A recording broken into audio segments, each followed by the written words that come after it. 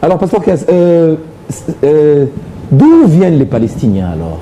Les Palestiniens, leur présence dans la Bible, ils viennent d'où? Voilà, ils devaient être les Philistins. Mais les Philistins avaient été exterminés à l'époque du roi David.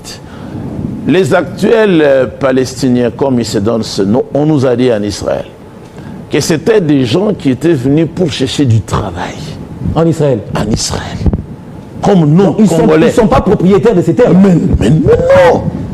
Les propriétaires, ce sont les enfants d'Israël. Mais frère Kaz, mais vous savez que les Nations Unies peuvent dessiner la carte du monde et accorder les terres à n'importe qui selon des conventions. Mais les Nations Unies, ils ne sont pas les créateurs du ciel et de la terre. La terre appartient au Seigneur, le ciel appartient au Seigneur, même les eaux. C'est le Seigneur qui attribue à qui il veut. Il donne ça à qui il veut. Les Nations Unies n'auront pas le dernier mot. Parce que le Seigneur va détruire toutes les nations qui seront contre Israël. C'est dit dans les prophéties. Donc le Seigneur a donné Jérusalem à Israël. Comme capitale.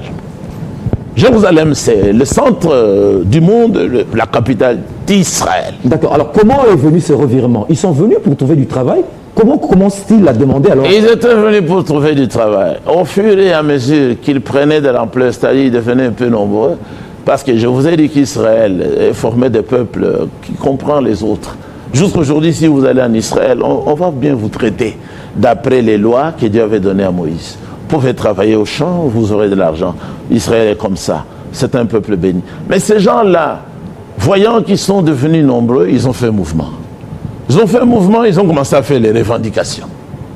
Jusqu'à ce qu'on le trouve aujourd'hui en Israël. Moi, j'étais en Israël. Et j'ai vu les peuples juifs qui n'entraient pas à Bethléem. Qu'est-ce que c'est pour les Palestiniens? C'est un sacrilège pour vous? C'est un scandale. Et on ne peut pas comprendre ça.